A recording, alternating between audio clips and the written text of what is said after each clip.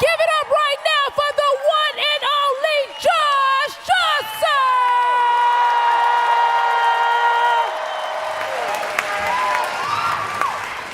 I reflected a lot and I came up with a lot of New Year's resolutions this year. I don't normally do it. I almost never do New Year's resolutions, but this year I had kind of a bunch because it just so happened I was really thinking about myself and life when the time came. And the problem with New Year's resolutions, the reason that they're so hard to keep is that a year is a year long. If you could make a New Year's resolution and really only had to do it for like 3 weeks, you knock it out of the park. But there's something about the fifth Monday where you're like, again? No. And I think we should all cut ourselves some slack, genuinely, when you have trouble making your New Year's resolution a habit or sticking to it, because New Year's resolutions are as old as calendars. So as long as we've been keeping track, we've been trying to be better and failing. It's very human. And our New Year's resolutions, by and large, are things that we're gonna do or stop doing to stop hurting ourselves. If you read through history and you go back to the New Year's resolutions of whole civilizations, right? The Babylonians, the Romans, these people would have ceremonies, and usually a lot of what they did, a lot of their New Year's resolutions was to appease their gods or the tribe at large. It wasn't just about them. And all of our New Year's resolutions, for the most part, are things we're going to stop doing or start doing to stop hurting ourselves. They had New Year's resolutions to stop hurting other people. You read back in history, there were just New Year's resolutions of whole tribes that were like, this year, y'all, we not gonna pillage. We were doing too much last year. We were pillaging over here. Not everything need to be pillaged. We need to start focusing on us, all right? Even probably had a tribe leader came up with a slogan, we not gonna pillage, we gonna be a village.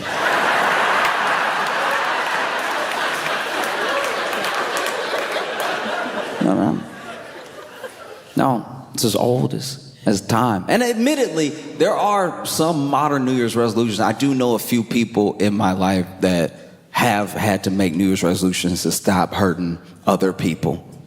You know, it's rare, but it does happen. Like I had one friend nonchalantly said, you know what, this year, I'm gonna cut less people.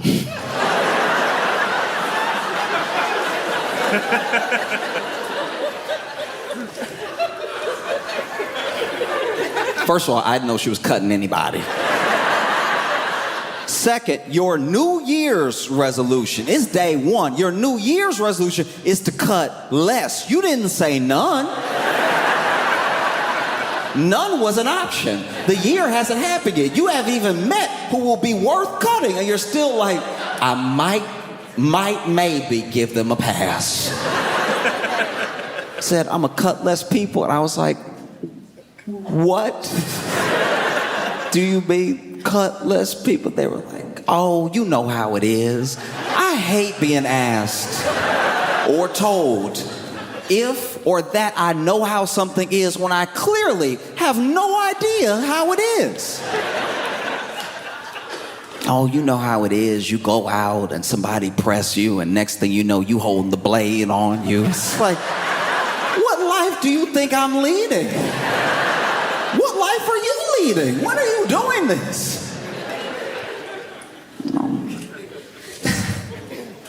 I had a couple of New Year's resolutions.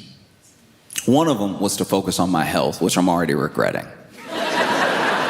Genuinely, because this is my thing. When you try to focus on your health in the beginning of the year, you really think you're gonna do it. And that's why I'm making a New Year's resolution. If you tell me what I'm doing wrong, if you tell me what's wrong with me, in like September, I'm probably gonna be like, then I'll die. Sorry. I like doing that. But if we're starting a new year and you're like, don't do that, I'll be like, okay, I'll try, right? No, but the problem is when you focus on your health, you have to go to the doctor. And going to the doctor is a little bit too exact and final for me. If something's wrong with me and I'm telling a friend about it and we're just sort of going back and forth, spitballing about what it could be, it's almost kind of fun. You're like, maybe it's that. Oh, maybe it's that. Let's Google it. Oh, we shouldn't have Googled it. You know what I mean? But when you go to the doctor's like, no, you sick. And basically, I had to go to the doctor pretty early because, all right, it's embarrassing to admit, but I feel like if I'm open, if I'm vulnerable about it, then it'll hopefully remove some of the stigma. Okay, I had to go to the doctor because too many, I would even say most of my farts were whistling.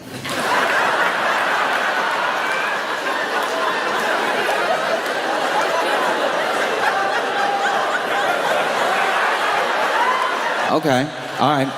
So if you're going through what I'm going through and you hear that laughter, that's why I'm doing this, to try to break through, try to show the normalcy of what was happening to me.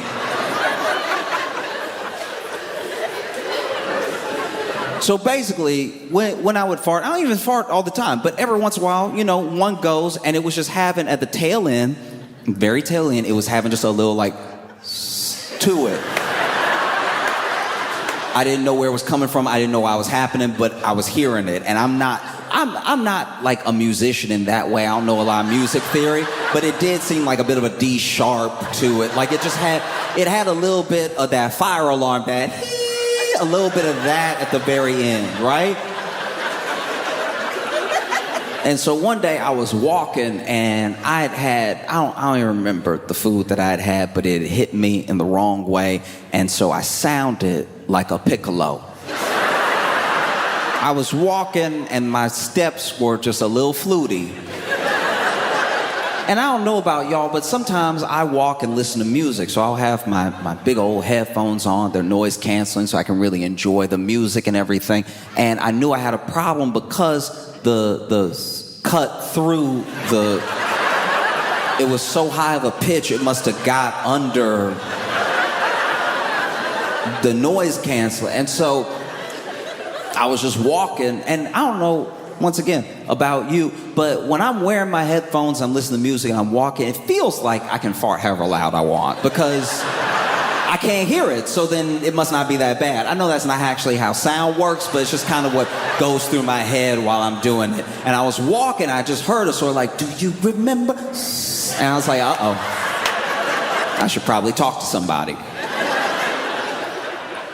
And so I did. I went to the doctor, and when I got to the doctor, I had a bit of an issue because I even tried to use as many big words as I could to describe what was happening to lessen the blow of what I had to say. So I was like, my flatulence is having some orchestral notes to it. And the doctor was like, what? And I'm like, don't do that. One of the main reasons I hate going to the doctor is because if you're a doctor, and especially if you're older than me and you're a doctor, I'm assuming you've been a doctor for a while, right? And if you've been a doctor for a while, then I'm assuming you've seen a lot of stuff. But somehow when I go to the doctor and I tell them my problem, they've never heard of it before. You got all these encyclopedias in here with all these diagrams of people's bodies and stuff, but then I tell you what I'm having, you're like, what? And then I just made it simple. I was like, look, my farts are whistling. He was like, what? And I was like, that's worse. What happened to bedside manner? And so, he fixed it. I'm fine now. It doesn't happen anymore. But yeah, basically there was something going on where I had pretty much like overexerted myself, and he explained it better, but I guess my organs were kind of like a Tom and Jerry configuration, and it was just making me whistle at the very end, and then it went back to normal. My second New Year's resolution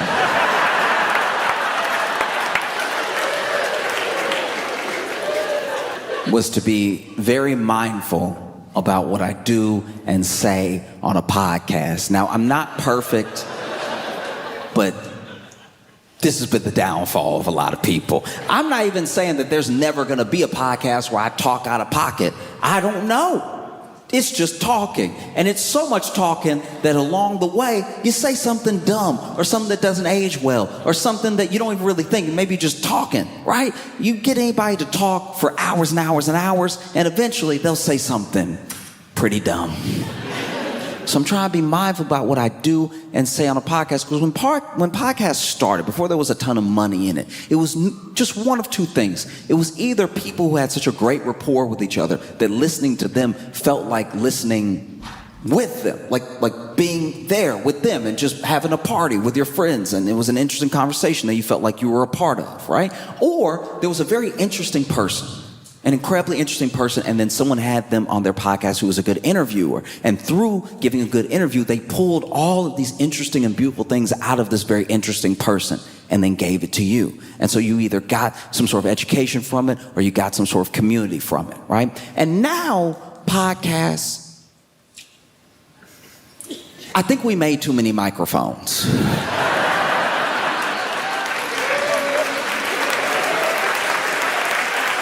Because now it's a genuine mess. You know? Like, I watched what I think was maybe one of the most important podcast clips of all time. One that exactly, perfectly describes what I'm kind of talking about. Mike D has a podcast. And in that podcast, he was talking to OG Tulo, a rapper. And while he was talking to him, OG Tulo reaches into his pocket and somehow shoots himself in the leg.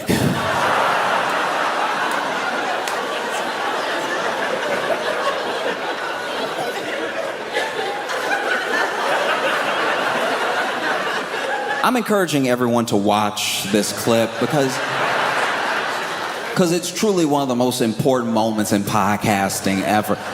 I had so many questions when I saw this man shoot himself in the leg. First of all, what gun is little enough? But also, what pocket is big enough? Because you can't see a gun. He's literally got his hand in his pocket, which means there's a gun and his hand in his pocket. How deep are these pockets? They're like optical illusions. This man reaches into his pocket, and I want to be clear here, okay? OG Tulo and Mike D, they weren't having some sort of argument. Mike D wasn't coming at him. It's not like he was reaching in his pocket to grab his gun. If anything, it looked like he was reaching in his pocket for something else. And can I just say, don't put your gun in your pocket. But if you do, make sure your gun is the only thing in that pocket. Please do not put your gun and your keys in your pocket. I'm begging you not to put your gun and your phone in your pocket. Because this man looks like he's trying to move the gun. When you rewatch it, I've watched it 2,000 times. It looked like he's trying to move the gun out the way to get something else. And I'm telling you, it's not worth it to have your gun and your gum in the same pocket. This dude reaches into his pocket. Bam! And then Mike D, who's sitting across from him, Mike D goes, "Who shot who?"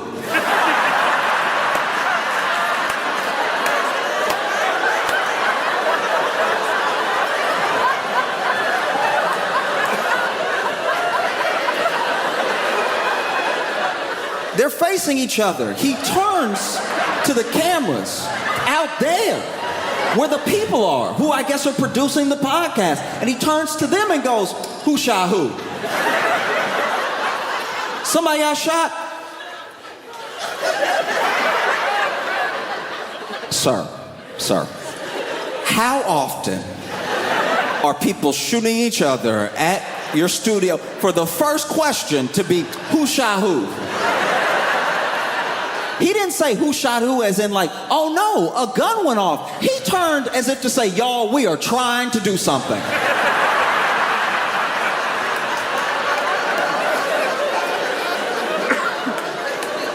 This man turns. Who shot who?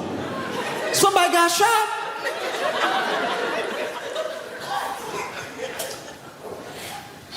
When you look for the clip, OG2 now that's O, letter O, G, letter G, we're capital letters, the number 2, like an email, OG2 low, right? OG2 low is fascinating to me because there are a lot of rappers who their name is not, it's not true to who they are as a person, right? But to his credit, OG Too Low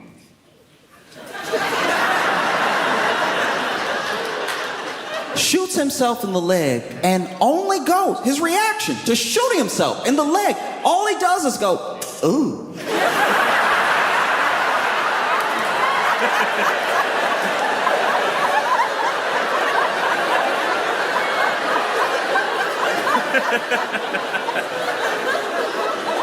This man doesn't cry, he doesn't freak out, he just makes the face you make when you drop a casserole, just, ooh.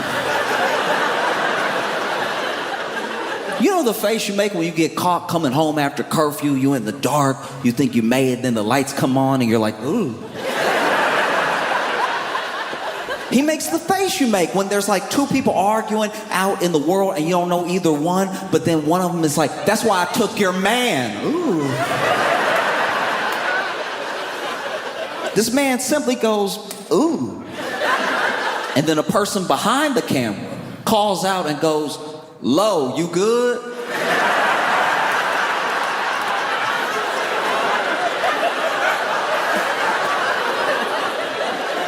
There are a few things I hate more than being asked if I'm good when I should not be good. When I'm clearly, people wait till you hurt to ask if you're okay. And I understand the reflex question, but you just saw something very bad happen.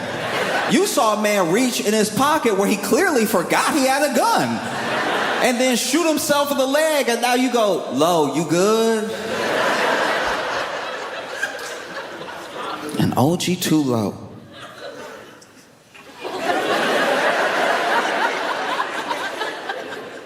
simply says, I think.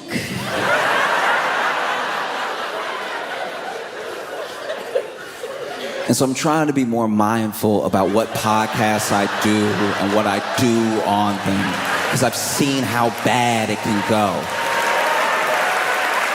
You know?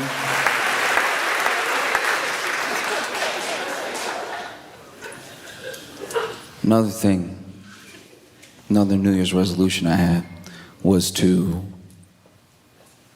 take better pictures of my male friends, okay?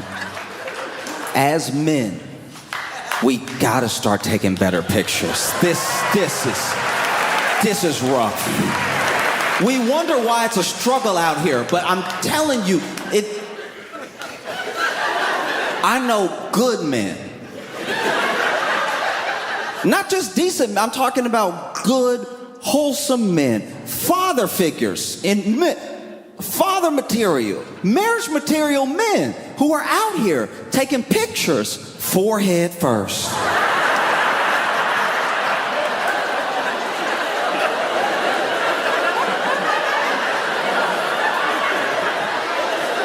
I'm talking about forehead presented, forehead shiny, optical illusion, forehead forward. I don't even know how you get that angle. Did you put the camera on your head? You know, because that's what happens. As a man, you don't get that many good pictures taken of you by other dudes. You know? And then you post it because it's one of the only good pictures you have. You want to go on a dating site, you want to meet people, you go ahead and you post the pictures you have of yourself because what you have is what you have. And then you put that out into the world and you wonder why there aren't many bites. There aren't a ton of bites because when people are scrolling through your pictures, you look blurry. You look like if they met you, you would only be a memory, you know? You know what I'm talking about? You know that wave look when it's like, it's almost a good picture, but there's that movement at the end, so you're a little blurry on one side. Will she be dating a ghost? Who knows? We've got to start taking better pictures of each other's men. And I know it's hard. I know it feels weird to like take, because women are so good at doing it for each other. They'll take incredible pictures of each other. It won't even be picture day. It'll just be some good lighting in a random place. And they'll be like, hold up, stop.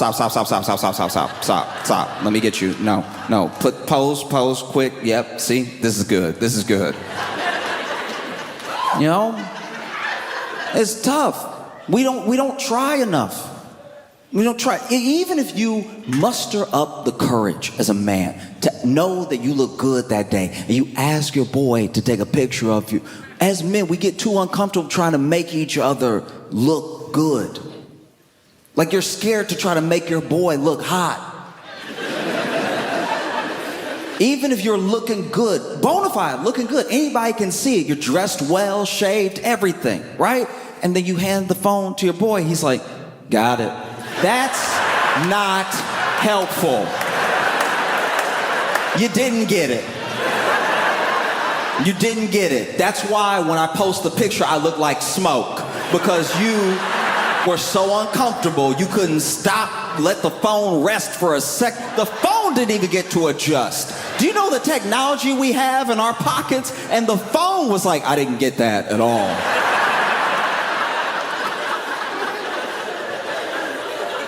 Women will do anything to take a good picture of their friend, especially when the friendship is mixed. Like when you're out with your male, female friends, and you're just walking, going to a restaurant, whatever, and then there's a moment where it's like, hey, this is good lighting, stop, let me take a picture of you. I've seen work put in. Because they love their friend. The things I've seen, it's not just one of these. I've seen women get angles for each other. Angles that it never occurred to me to get. The way that I've seen women work their knees backwards.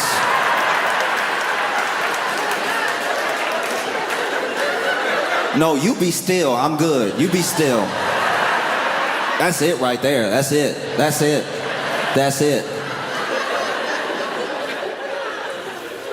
No. Men take such bad pictures of ourselves and have such bad pictures of us taken. I'm pretty sure that's why nobody looks for us when we go missing. Be honest right now. If there is a man that goes missing, if they even put his picture on the local news,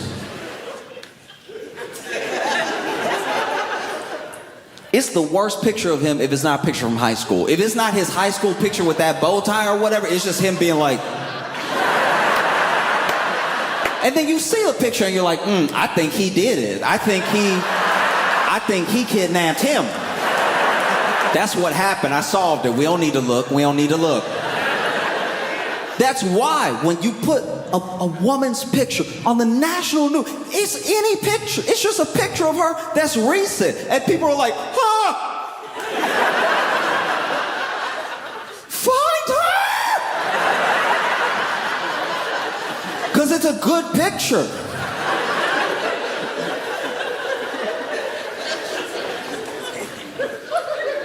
Another New Year's resolution that I made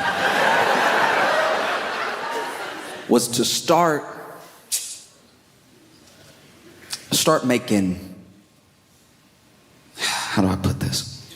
I want to start having manlier mannerisms.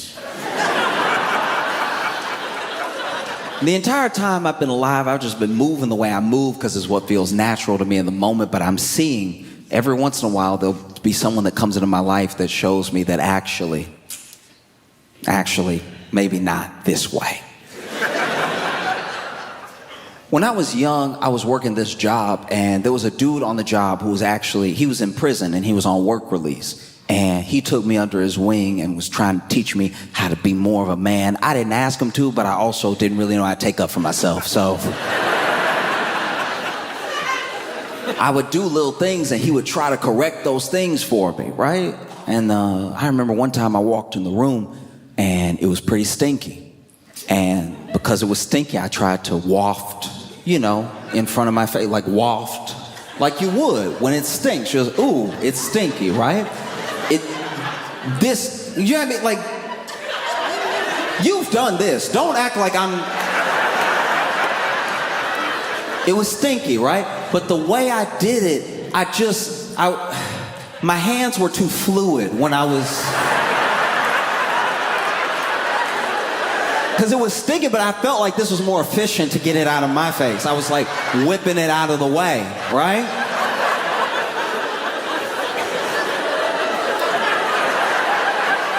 And he saw me and he was like, stop doing that. And I'm like, what? Why? And he's like, your hand looked like a whisper, dog.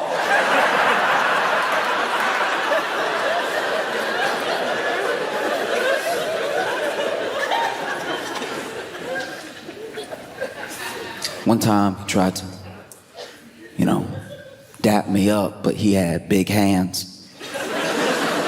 And so when he did it, I'm not gonna lie, it hurt. And so I pulled my hand back, and I pulled my hand back like,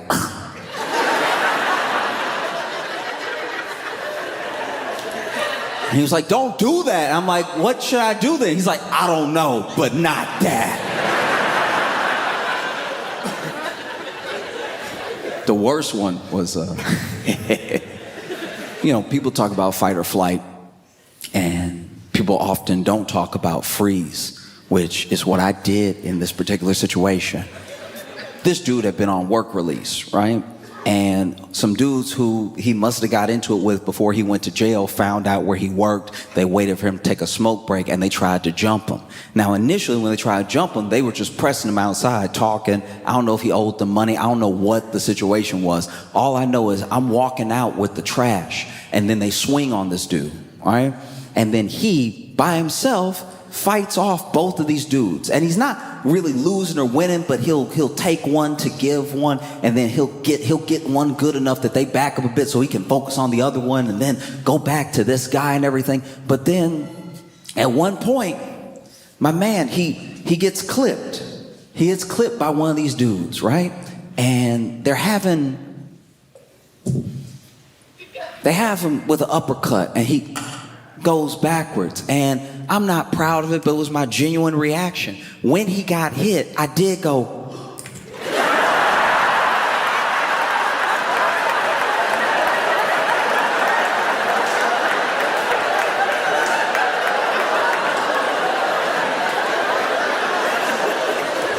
Because apparently I touch my cheeks when I gasp. I didn't know that about me either, but nothing had happened to make me gasp in a long time. So when it happened, I was like, oh. And people look at you different. When you do like a full Macaulay Culkin, when you hit them with the Macaulay,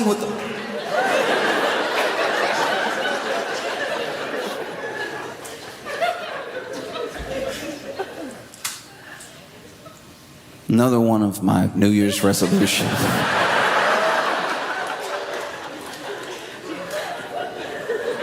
is to take a break from Facebook Marketplace.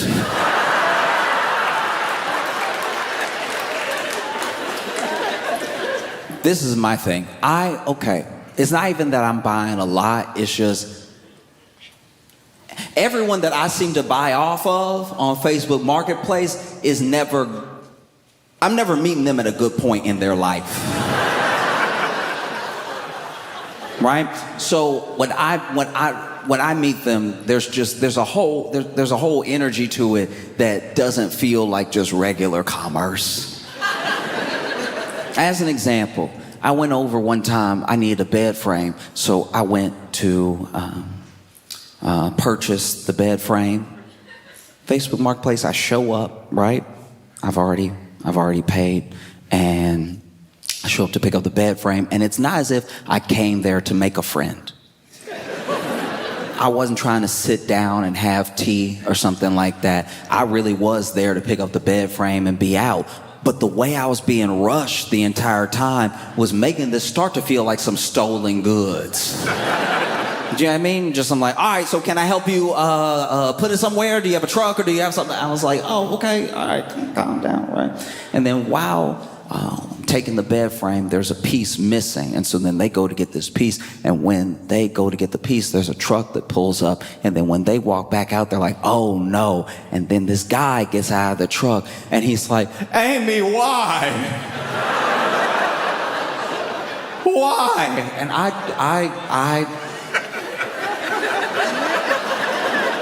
I'm just here for the bed frame. He's like, Amy, why? And she's like, I told you why. I'm done with you. I'm done. I'm sick of it. I'm sick of everything that you do. I've given you so many chances. And now she is yelling over my shoulder. Like I'm here. I'm where I am now. She's right here yelling at him who's behind me going, why? So I am kind of like this child of divorce in this moment.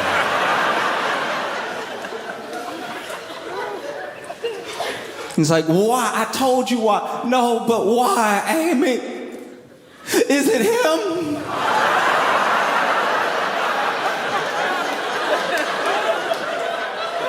And I can honestly tell you right now, it didn't look like it would be me, because when he said, is it him? I went, huh?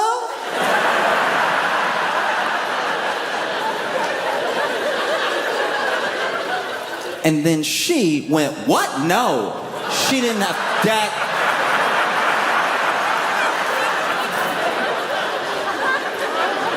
Now I'm looking at both, I'm like, huh?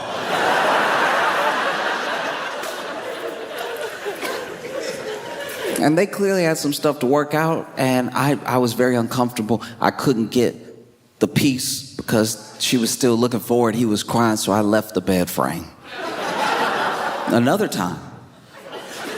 There was another time where I was going to buy a teddy bear. I had someone that I was trying to get the teddy bear for because they like novelty teddy bears. I was trying to do something a little sweet and everything. And I go there to pick up the teddy bear, and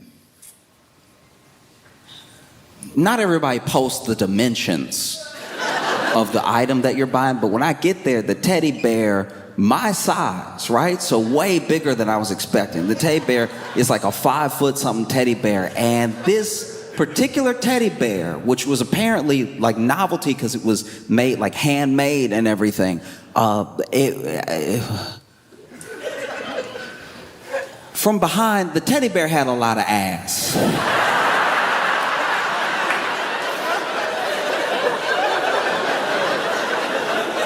Like a twerkable amount of ass. Like it was cheeky. And so, you know, I'm trying to pick it up and it weighs a man. And so I was like, okay, maybe not. Because now even if I give this as a gift, one, it's too big, and two, I'm gonna have to explain what's happening back here.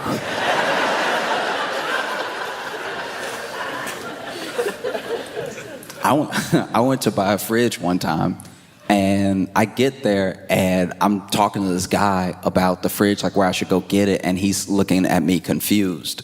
And he's standing right outside of the address that I was given, and he sounded all confused, and then he tells me he's there to buy a fridge.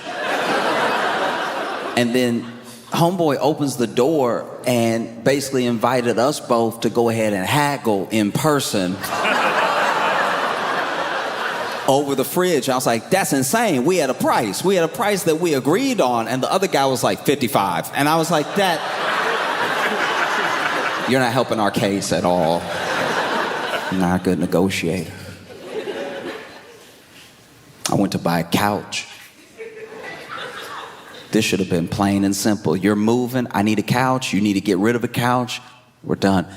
I show up, even had the truck ready because I've known from before, you gotta have the getaway vehicle in tow. And sure enough, pull up, you know, we're carrying out the couch in pieces, cushions first, also like that, trying to get the couch lifted up out the door and stuff. And this man who is selling the couch keeps trying to upsell me on dolls that he made himself. And you can tell. He made these like knockoff porcelain Cabbage Patch dolls which already freaking look at to begin with. They already look at you, no matter where you are in the room, they got eyes on you. And then he made it so he stuffed them a little bit and then he put a button on it. And when you put the button on it, it was supposed to cry. Like, you know, the way that you buy it, the way it's wham, okay, hold the baby, right. Except he must have recorded the cry. Because this doll's cry was haunting. You press the button on this doll to cry because he did it, no one asked him to. Trying to upsell us on these dolls while we trying to lift a couch that is apparently made out of lead because we cannot get it up.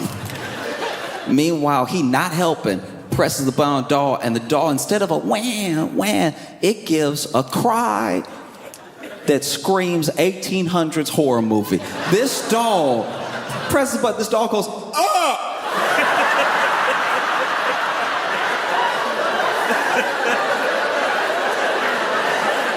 I'm doing that because he made so the mouth open.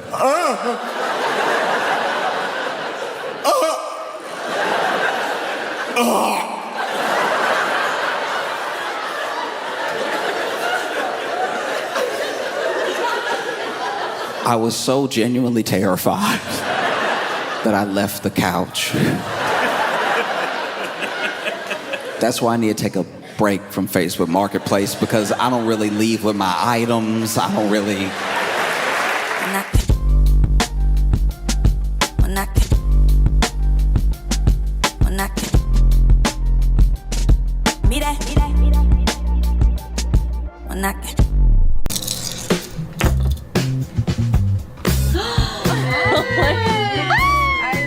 There's a portrait of Josh where it looks like he's about to do slam poetry. I have a fidget ring. You can spin it. The JJ patches. We got anime Josh here. Flower crown Josh here. We have a pen. Magnet hoodie. Ow. We love the Flowers tour. Please make it loud for Josh Johnson!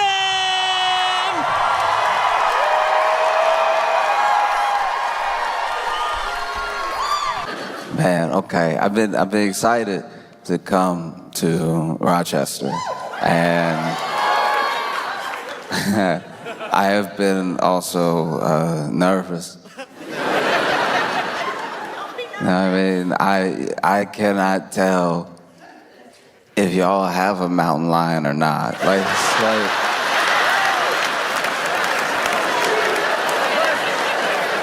Listen, I can only go off of what I've been watching. And what I've been watching, I'll just walk you through it. What I saw was a news report. This news report was of someone's Ring camera. I like that the whole community is involved in the surveillance. I like that this wasn't CCTV footage. This was, you know, a person's Ring camera. And in the Ring camera, there is what might be, probably is, definitely looked like a mountain lion going for a late night stroll. Fantastic. The mountain lions have heard that Rochester is a place worth parking. And so the mountain lions have shown up, and one particular mountain lion was letting himself be seen.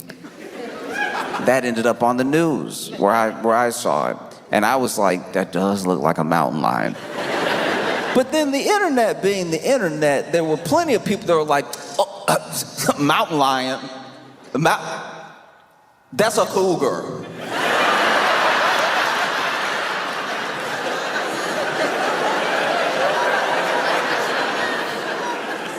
Nothing makes me want to like get into it with people than well, actually, like that. That's so beside the point. A very big cat is walking around Rochester. Cougar, mountain lion, help me with the major difference. And then people started to, initially, when the report came out, there was a shelter in place order, right? And I heard about the shelter in place order and I was like, order? Who was fighting to get outside knowing there was a mountain lion out there? Who was like, y'all know I always wanted to pet one. This is so unfair. Every time something fun happened, I gotta stay inside. Shelter in place order is crazy. I saw people commenting online off the video, and I saw some people that were like, "Aww."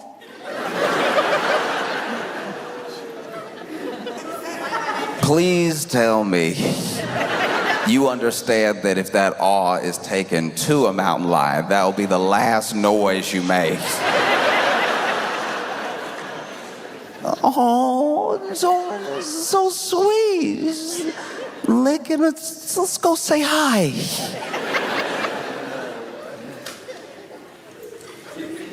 Aw. Aw. Wow, okay. And then from there, you know, people contacted the zoo, and to y'all's credit, y'all's zoo was like, hey, nah. Everybody here's supposed to be here. Okay?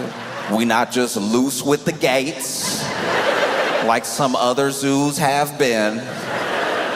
We got all our cougars, we got all our mountain lions, every cat is here.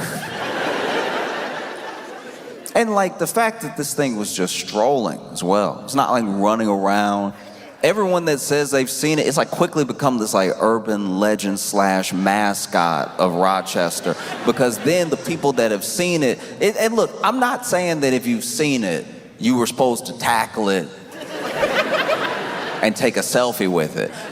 I believe the people that say they saw it. I believe one person in particular that says that he saw it. I believe the man that your news interviewed that said that he saw it. This man should just be an anchor.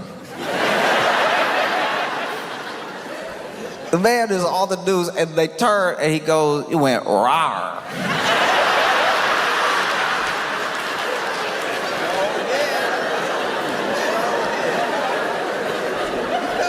And I was like, go on. So far, this is very believable. He's like, it went rawr, and I was like, ooh, I'm good. No, none of that. No. I like how that's how you get away from wild animals. It's like, because admittedly, look, I'll tell you, as a black person, that's exactly what's happening. If you see a wild animal out in the not wild, you start conversing with it like somebody you owe a lot of money. Hey, look, no, hey, listen, no, look, no, please, no, no, bruh, no, thank you, no, please. Look, nah, later maybe, but no, not today. Oh, Lord help me, oh. This man gives this interview, he says he saw a row, and then he was like, no, I'm not messing with you, no, thank you, no, I'm out of here, no, I'm not, I don't mess with lions, tigers, bears, good policy. These are good things to keep in mind. I don't mess with any of them. And then my favorite thing about the interview wasn't that he was like, it could be anywhere. It could be in those bushes, as this man looked up.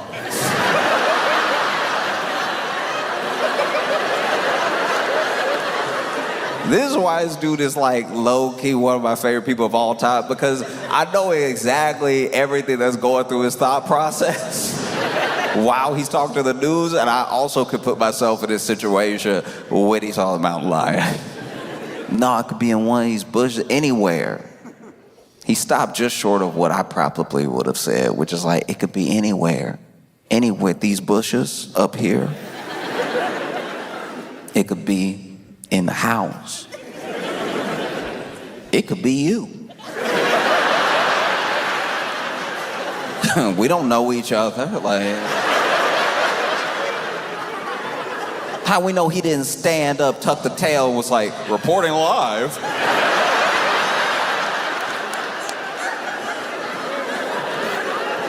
Matter of fact, roll up your sleeves. Let me see how furry you are. No, my favorite thing about this interview was that this man gave the interview in broad daylight, explaining what he saw while holding a bat.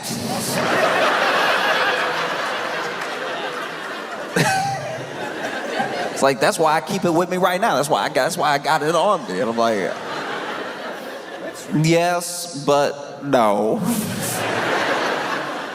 No, that's why sometimes I don't like the movies that Hollywood makes, that, you know, they put scenes out there that wouldn't go the way that we've imagined. You know, you put Idris Elba in one movie with a line, and now people think they could fend off a mountain lion with, like, not a thick bat. Like, that bat looked like Pee-wee grade. That was not a slugger, you know? He was like, no, if it come near me, if it comes anything, no. And then y'all did not help the situation. Because then you started posting AI of y'all with the mountain lion. This woman said she heard a row and she looked and he was in the bakery, and I'm like, I'm believing it I'm believing it till I see the picture. I'm over here being like, man, this woman chill. This woman a straight gangster. She's not just a baker. It was in her store. And they showed the picture. I was like, y'all gotta stop playing. This is supposed to be the news. I was sitting there getting mad. I was like, all right, some of these clearly look fake, but a couple of them don't. Look, you can either post an AI image or you can interview the person. Don't do both. That's disrespectful to my man who's probably still carrying a bat right now. You're all over here scared him, making him think the mountain lion everywhere.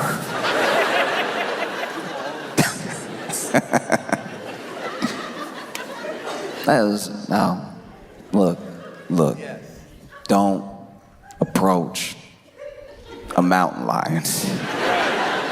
If you see a mountain lion, there's a whole number you're supposed to call, so some like actual professionals come deal with the mountain lion. That was another little gripe that I had, that I will admit. I was like, because I was in my head, I'm like, I'm coming to Rochester. What if I see his mountain lion? I should probably memorize this number. And instead of being in any way catchy, in any way memorable, this number isn't 1-800-sighting. That would be too many numbers, I understand. But like, this number is just 1-375-2280. Like, it was just such a regular number. I was like, no one will remember that. You couldn't even make a number. You couldn't even make it like 1-800-GET-CATS. Not even try. Now I'm over here, I see the mountain lion, I don't have a bat on me, anything. I'm doing the regular thing, the thing that we know to do. No, I'm not messing with you. I'm not playing with you. Get away from me. Oh no, oh geez, right? And now I'm trying to call the number and I'm like, 1.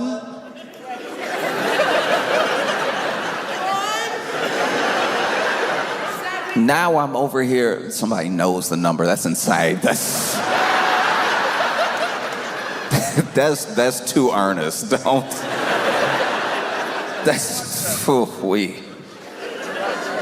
Imagine though, because this is my thing. This is just my thinking. If I saw the mountain lion, right, and it was over here, not just minding its like ring camera business, not just going about his day. Maybe I saw the mountain lion. The mountain was like, "Hey,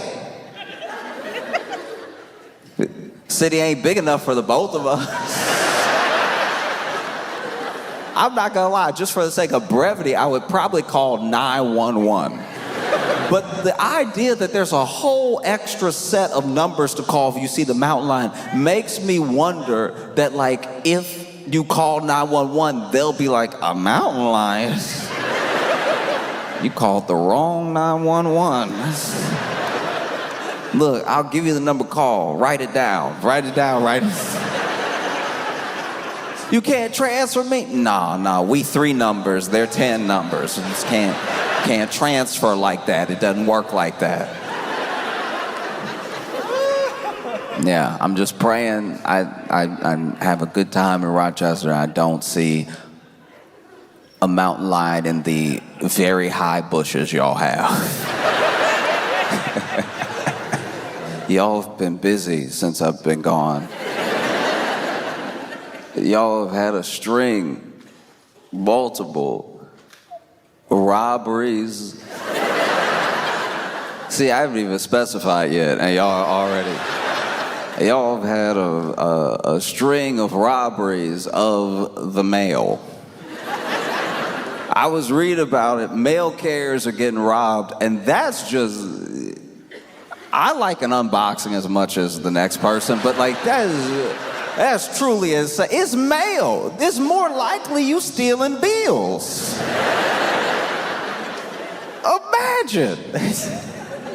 Oh, would have been great if somebody had robbed my house when I only had bills in it, you know? I can't even imagine what that would be like for the mail carrier, because it'd be different if you're like a Brinks truck. It'd be different if you went to wherever, because they go everywhere, and they do these shipments from different places and stuff. It would be different if you went to, like, you know, some grocery store. They had to do their deposit. You show up with the truck. They always have like 2 of them there. And I used to think that was for security, but the worse the economy gets, I'm like, nah, that's so somebody doesn't quit on the job. That's so somebody doesn't just drive off with the truck. There's at least one other person there to keep you accountable. But they'll have the person who's like loading up the truck or loading something in from the place that they're picking up from, and then they'll have one person just sort of standing there, looking at everybody. I used to work at a grocery store. This exact thing would happen. Like, they would come with the truck, and there would be somebody that looked at everybody like a suspect. You would have grapes in hand, and he'd be like, what's up, though? Like, you trying to... It's like, oh, I'm trying to, you know, check out, get rung up. It's like, okay, all right. Likely story, but okay. And then, you know, they go off, they deliver it to the bank or whatever. I can only imagine if you work at the mail.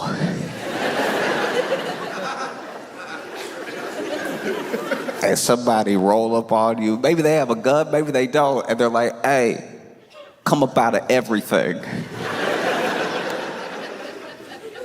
I don't even think you'd be trying to be brave. I think out of genuine confusion, you'd be like, the mail?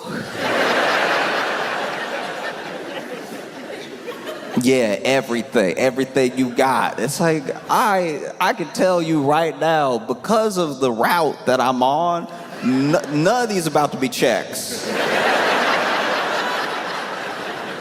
You know what I mean? Because it's not even like they're robbing the mail carrier of like the best neighborhood. You're just robbing the mail in hopes. It would be different if this was like the 1800s. It would, because back in the day when they robbed trains, those trains did bring like mail with them. And a lot of that mail was like, you know, from bank to bank, or somebody sending something to someone that was precious. You know, you had these great train robberies and everything. Now, you'd be sorely disappointed if you were to hop on an Amtrak. You're like, okay, everybody, this is a robbery. It's like, all right, first of all, let me tell you right now, every single car in that Amtrak, bathroom destroyed. So already, you get on the Amtrak, you'll be like, all right, everybody, this is a...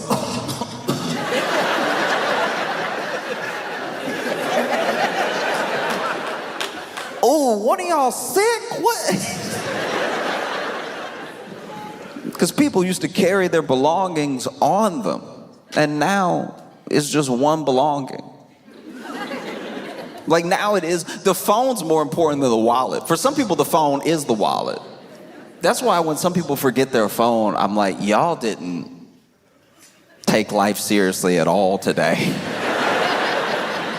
Do you know what I mean? Like it's one thing if I forget my ID, or if I forget one of my like cards, or if I forget my keys or my AirPods. Like you do the little check before you go, make a song out of it, right? It's very different if you decided, hey, I'm gonna put everything in the phone, that way it's all in one place. Some people even put the card in the little pouch behind their phone. I remember the first time I saw that, I was like, this is a horrible idea. Just attaching the wallet to the phone. And they're like, no, now everything's in one place. I'm like, yeah, you made it easy for the mugger. That's all you did. You still gonna be forgetful. I don't know why we think that like changing that thing will like change us. Do you know what I mean? My friend is very forgetful. But then he's like, no, if I just put it all in one thing, I'll be fine. I'm like, no, you'll forget more at once. Your day will be worse. Because then I already saw this, right? You saw that they put the phone into the back of the case, into the wallet, right? All one thing.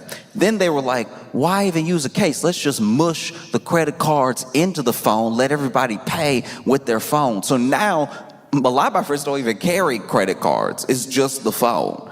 So now when you forget your phone, I'm like, who are you? The phone was your ID, it was your credit card, it was your phone. This is what's crazy about losing a phone now, not just on top of not just on top of like how much we keep in it, but my friend locked himself out of his house because he had put his keys in his phone. Because you know they have that thing now where certain scan, you can scan and then just boom, click, and then the door opens.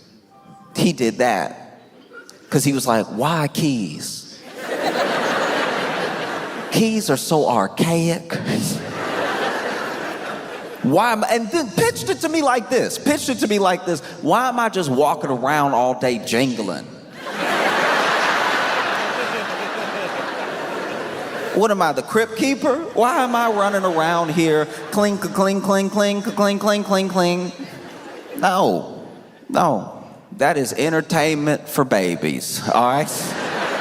Only thing that keys are good for, put the keys into the phone. And then with the credit card, he was like, why am I just carrying around plastic all the time? All the time. Then the card expired. You don't even know the card was about to expire. So then you over here trying to pay for your groceries looking dumb. Looking over here. No, I swear, there's money in the account. I don't know why this is happening.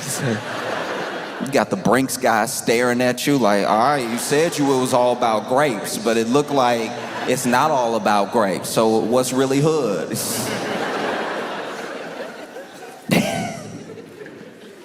Now I put the card in my phone. I put the keys in my phone. I got everything all the time. And I'm like, all right, but what happens when you don't have the phone?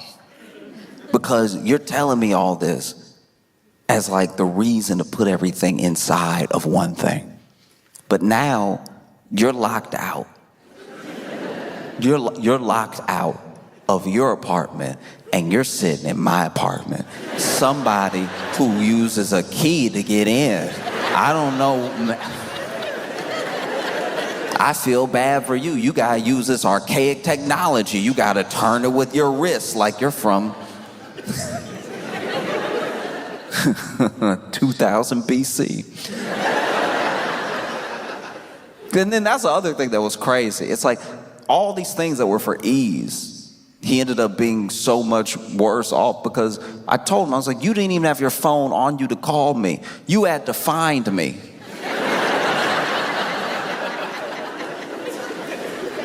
Do you realize how much crazier that is?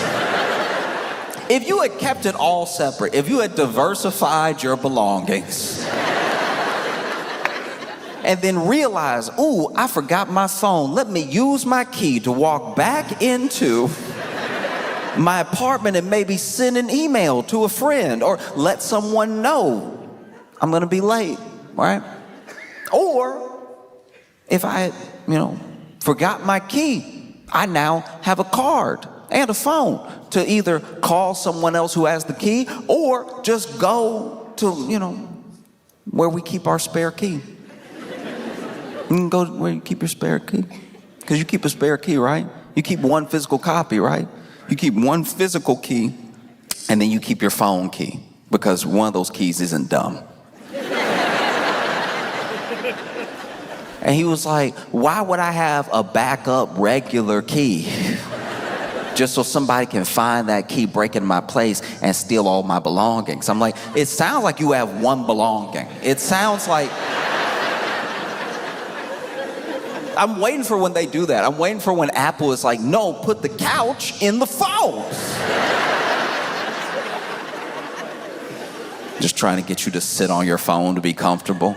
And then when your phone cracks, it's like, oops, maybe that was a bad idea, but you will need a new phone. We're doing all this stuff and it's just doing too much. Doing too much and doing too much. And then you get to the place where you don't even know why you're doing what you're doing. You get to the place where you're robbing the mail.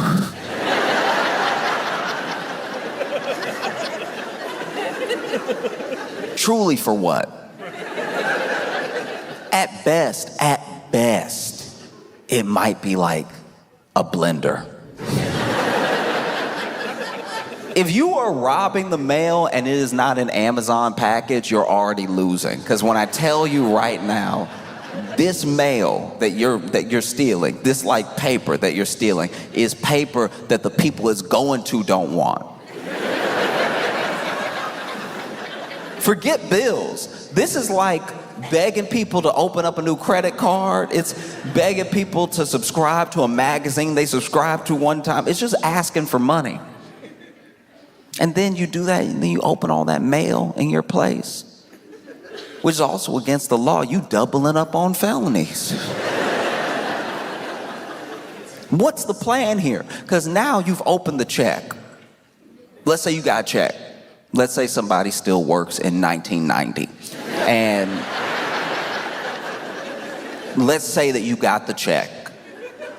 What is the plan now? To go to the bank and be like, hey, I'm 8 people.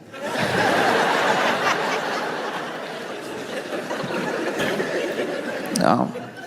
But who knows? Maybe the banks in Rochester just cash whatever y'all bring. I have no idea. Maybe this makes sense. I know it's been spoken on already, but I am genuinely, I've been looking it up. I've been educating myself, and I'm fascinated at the origin of the garbage plate. Because here's the thing. I'm not here to talk about if it's good or not, or the aesthetic or anything like that. I'll get to the aesthetic, but like the name. I don't know. This is what I think happened. This is okay. Look, I'm pitching you what I think happened because we didn't have to get here. Anything that is good does not also have to have like a derogatory name, right? But I think that like something happened.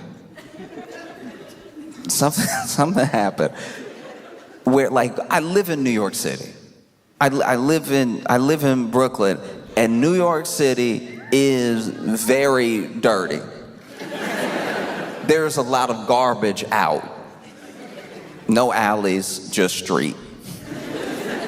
I remember the first time when I moved to New York, because I moved to New York with very little frame of reference of what New York would be like. And so I moved to New York and I saw the trash on the street and I was like, oh, okay, I didn't know we were in a state of emergency.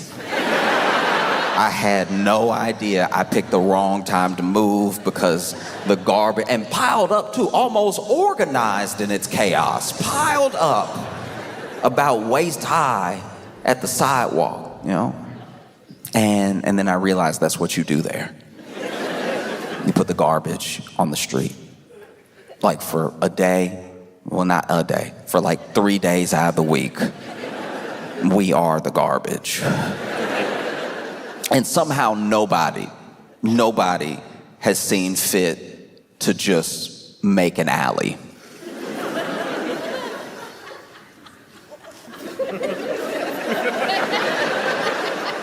Isn't this one of the oldest cities in America? At any point in time, somebody could have been like, look, we're gonna have to like eminent domain this one brownstone so that everybody doesn't have to live like the apocalypse happened 5 months ago. It will be a beautiful day in New York City. You'll be walking happy. And then you will, as an adult, I thought I smelled all the smells. As a grown person, I was positive I'd even smelled all the mixes. And sometimes you'll be walking in New York City, and it will be a beautiful day. It'll be a picturesque day. It'll be one of those days that they direct movies with the scene that you're seeing. It's almost like God's cinematography. When you look around New York City, the sun is coming up. There's that golden hour, everything's shining off, the building's just perfect. Maybe you walking and you walking with somebody you love, you holding hands and everything, and then you even go to say, I love you, right? You go to express, because you get swept up in this moment, this beautiful, beautiful moment that somehow you can only experience in New York City. Plenty of places are beautiful, but this moment can only happen in New York City, and you go to say, I love you, but that means you open your mouth.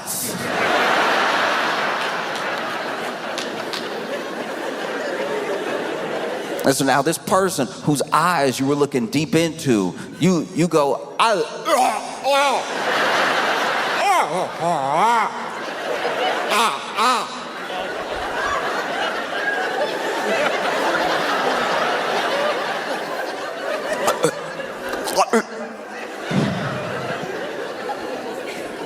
you can't even describe it.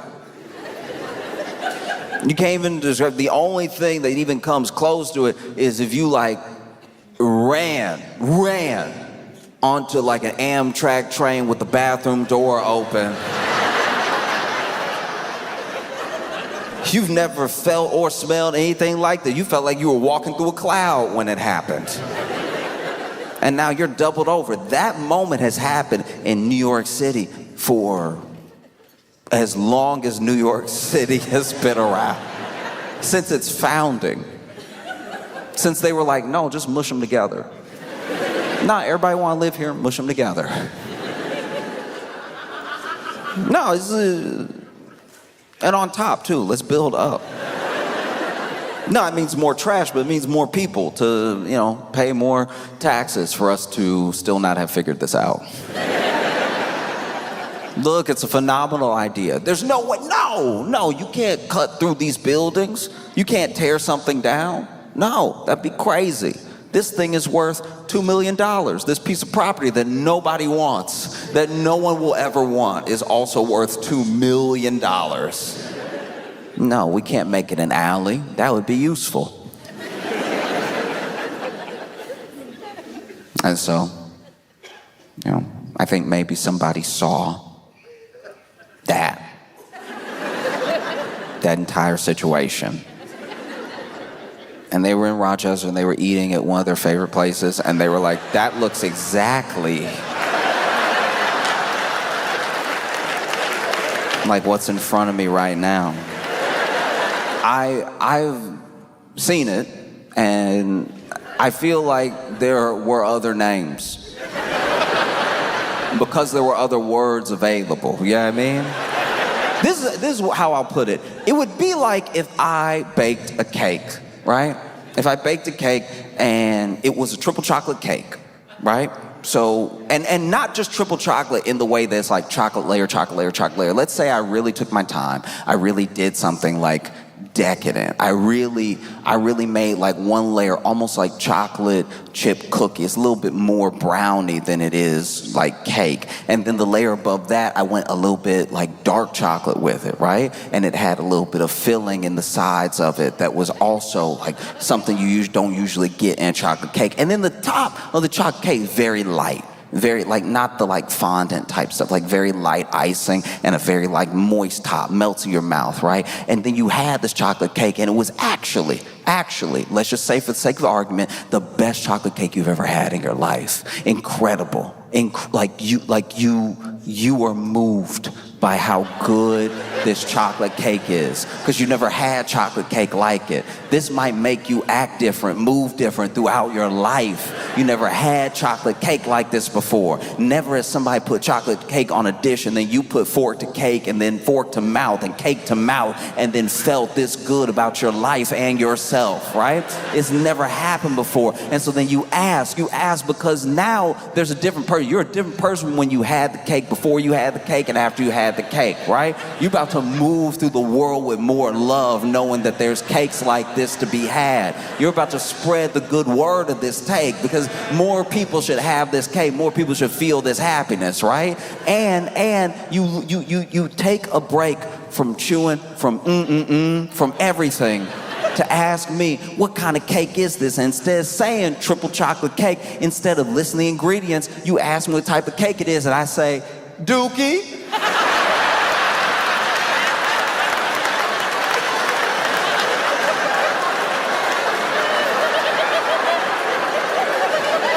I called it Dookie, because, you know. No, because when you look at the plate, you know what I mean? No, it looked like Dookie, so I called it Dookie. That makes it more enticing, doesn't it? Have another slice of Dookie. That's when I garbage plates.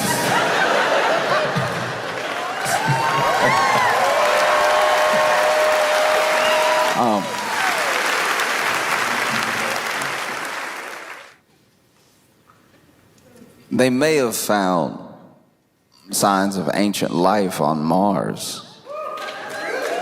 And I don't know how that helps us.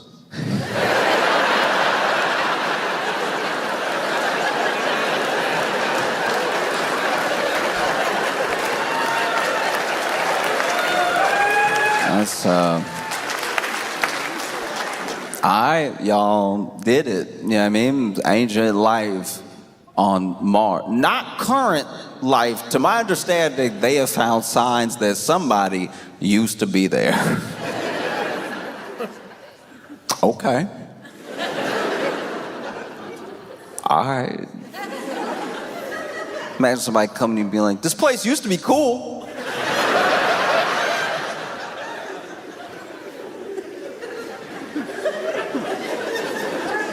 Because I've thought about that. I've thought about how, what if, let's just say, for the sake of argument, what if there was like ancient life on Mars? And like ancient beings, we're not talking about like little microbes or anything like that, like intelligent beings. Like obviously we would call them aliens and everything because they're over there, we're over here. But like they lived on Mars. And then even though they're intelligent beings, they didn't always act in a way that was intelligent.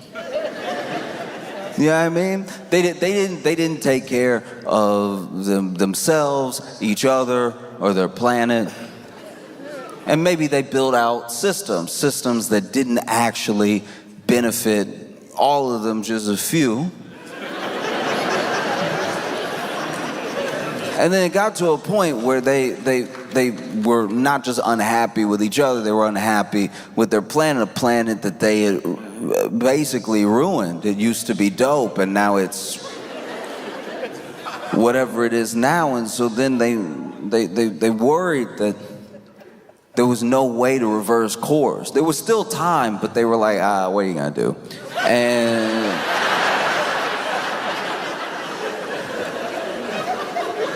And so then over time, remember, this is ancient, Remember how long the universe has been around? They looked around and they were, in some ways, very intelligent, maybe intelligent enough to find another place to live.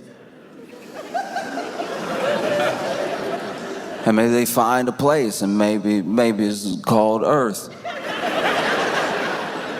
And maybe they went to Earth and they, been on Earth for so long, they forgot where they came from, but being intelligent beings, they made all the same mistakes all over again. And so then there comes this day where they look around and not really happy with themselves or each other or their planet, and rather than hopefully not wrecking it or themselves, they're like, what if we went to Mars?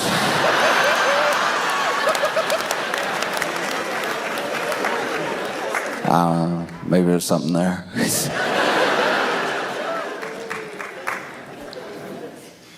Because I do think that, I don't know, I feel like that's as likely as finding life on Mars. Because that is where we're at for the most part. There's a lack of belief in the idea that you can still build community, or the idea that people can still see each other as people. That's incredibly troubling and scary. I think that we rely now on communication that is more served to us than we seek out. We feel like we seek it out because we're discovering it in real time.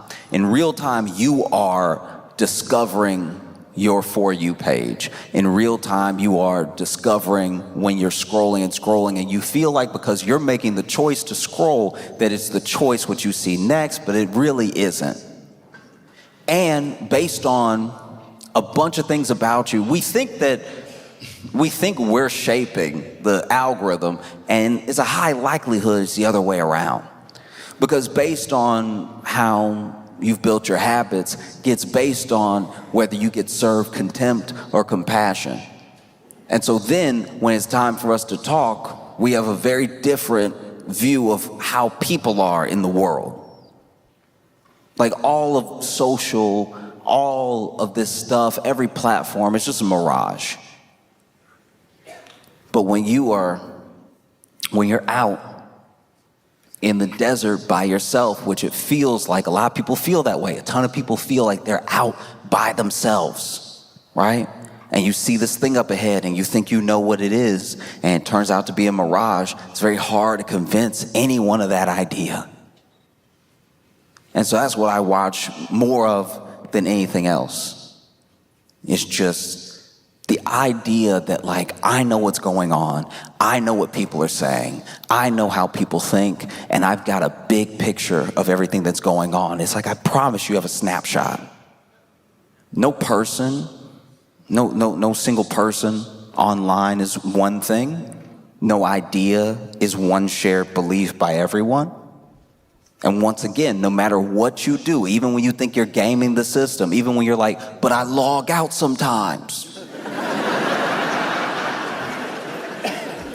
I guarantee you, you're being served a certain amount of contempt and a certain amount of compassion, and it's all driven to keep driving you.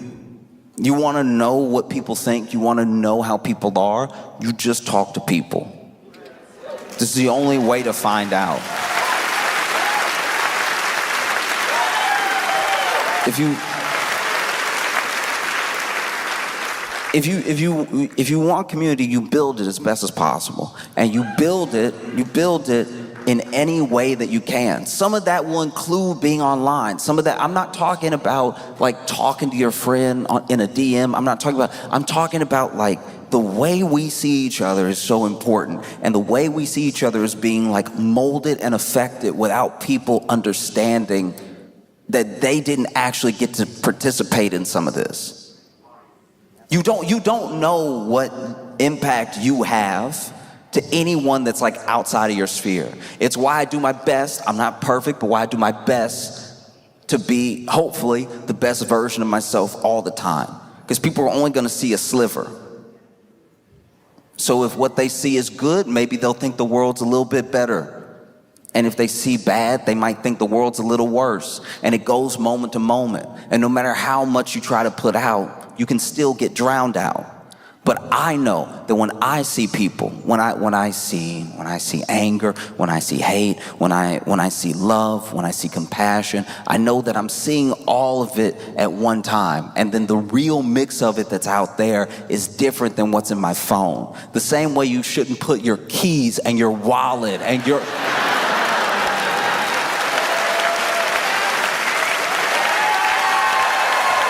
Do you know what I mean?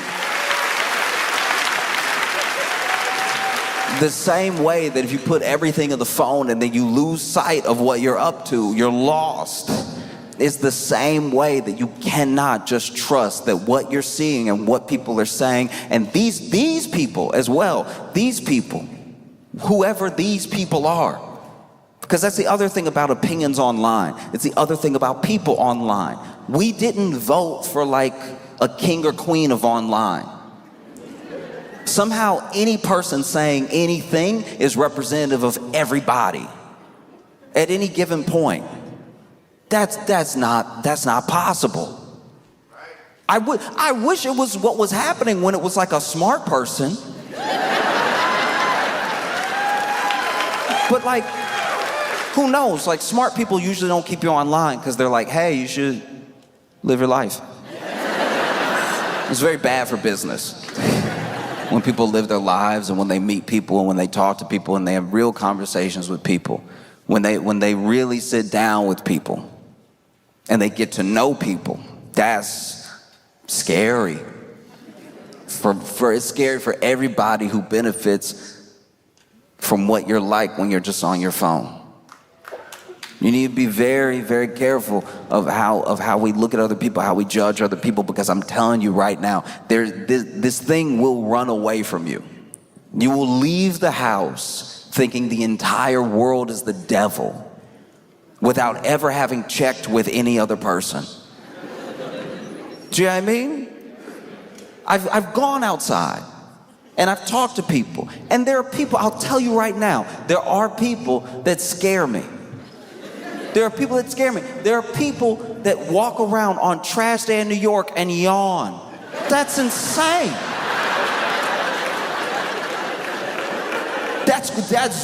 It does. I don't know if it gets crazier. That's terrifying. And I'm talking like hot summer trash day. Not today, Satan. No, I see that, and I'm not gonna lie, I cross the street. I treat them like they got a pit bull. I treat them like, you know? Well, yeah. Like I don't know. And sometimes you want to throw your hands up and just say, none of it's worth it or anything. And I don't know. I just don't believe that. There are some things that happening and your response, what you put out into the world, it is coming back. It may not feel that way. And maybe, look, maybe you're a kid and you're impulsive and somebody makes you angry online, so you get real nasty with everybody all day, and you don't even think about like the ripple effect that thing has. But like, people take online, obviously is not real, but people take real things off of it, you know? And I've talked about this before. I'm never stop talking about it, because I genuinely believe it from the bottom of my heart that the bravest thing you ever do. I remember I read this and it stuck with me, and I hope it sticks with me for the entirety of my life, because this is how people make money. This is how people control you. This is how people mess with your mind. This is how people turn you against other people. The bravest thing that you will ever do in your entire life is accept that there's nothing wrong with you. Nothing intrinsically wrong with you. There's nothing that is like that needs to be bought to fix you. There's nothing that you need to, and that is not to say that everyone is a perfect person. I'm not saying people don't need to work on themselves. I'm saying that like you are not beyond the measure of like the love and care that a person should receive, right? And then the second scariest thing you'll ever do in your life, and like some people can't do it. Some people live and die. They get buried without ever doing it. The other scariest thing you'll ever do in your entire life, I promise you, is change your mind. And like, I don't think that I personally don't think we're in a place where we're too far gone. These two things can still happen. It takes a second for them to happen. It takes a moment for either one of them to happen. That there is nothing wrong with you. Now, you're not perfect. You make mistakes. There's nothing wrong with you. There's nothing unfixable, unlovable about you. And then there's a world that looks different than the world in your phone or even the world from your experiences. But I promise you, changing your mind will not kill you. But this isn't the world. It's not even your world. It's just what you're being served to keep you on the platform. But I think somewhere along the line, we start to feel like it's a window instead of a TV. Do you know what I mean? It's not a window. There's no way to know what everybody thinks. And there is no like side to reality. So when you're watching something, and when you're watching people react to something, you're seeing a piece of it, but you have to remember what you're being served. Like that's what's happening. Different amounts, compassion, contempt, depends on how you look, depends on where you go. It's worth seeing the full picture for yourself. I think to fail to do that is to start to fail to be as human as you can be. You know, this thing that we have is this incredible tool, but like tools are also weapons. A tool can protect you, and you can use it to hurt other people. Like if you thought a mountain lion was like walking around all the time and you just had a bat with you just in case, it's like not.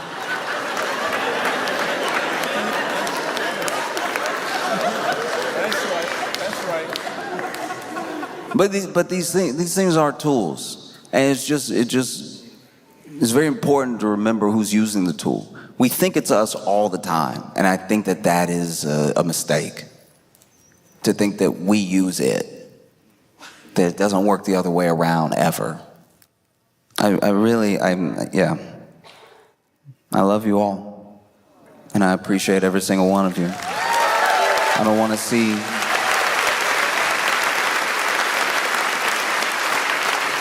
I don't want to see people destroy themselves because they thought that they had a mirror, they thought that they had a window, and they just had a TV.